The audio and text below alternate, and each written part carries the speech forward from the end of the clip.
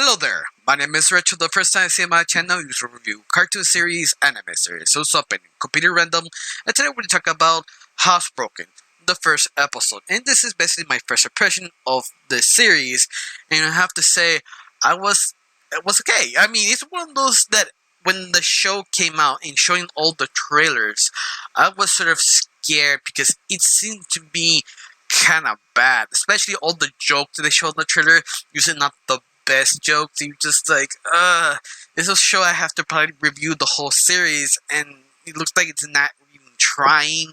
In that, I was sort of scared because if you've seen a show, it's just so bad. You have to force yourself to watch it. That's like, really hard to just do one full day of that. But besides that, the first episode was okay. It wasn't that terrible. Wasn't that amazing. It was okay, especially what the idea of the whole show really is of HouseBroken. Especially our main character called Honey, who has basically a therapy session with all the animals in the street, helping them to figure out their lives and fix their emotions.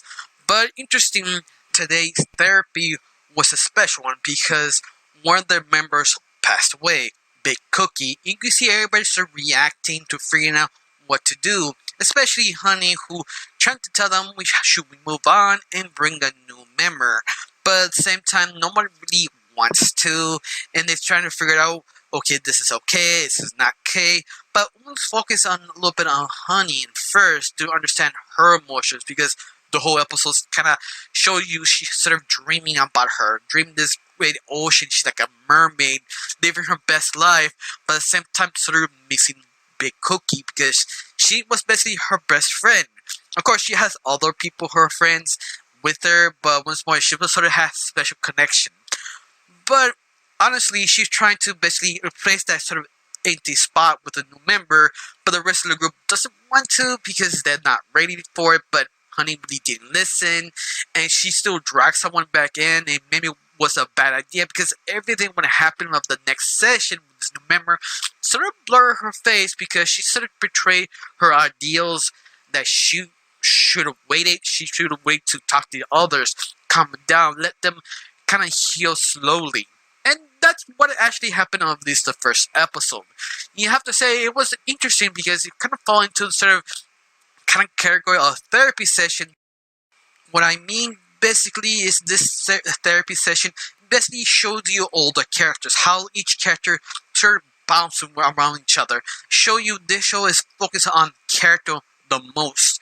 Not kind of grand story, they does have a story, but it's only focused on the characters to tell you how likable and enjoyable and convince you to watch the whole series just because of the characters, how outrageous, how odd they are, how interesting and fully developed each character really is.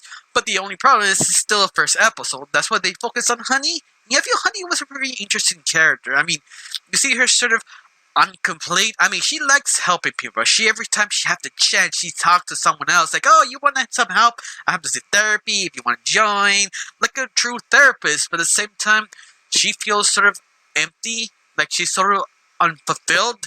I feel that's sort of fascinating to me because I always like character studies because you never know what you do or how you read that sort of moment. They have sort of a fist or anger or crying where it's like definitely a little emotion for a little moment so you could read so much more into it.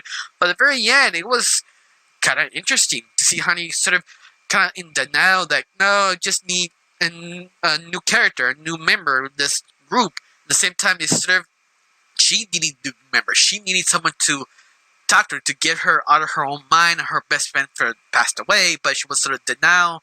And also sort of not listen to the rest of her clients. Like, yeah, maybe I would listen to them because this is all about them, not about me. But at the same time, she sort of, that's the whole point of the therapy, to help everyone. And I found that sort of fascinating. She's sort of starting to understand that to the very end. She realized, yeah, I did something stupid. But other than that, I actually enjoy it. I mean, I didn't love it or I didn't hate it. It was interesting as a character study. There is one thing I really enjoy about this first episode or this series is how they took a chance to do something completely different.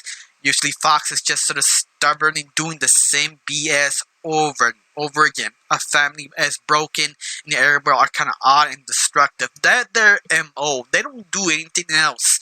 And this is just, or a breather. I like that. Especially they don't relate the same goddamn art style again.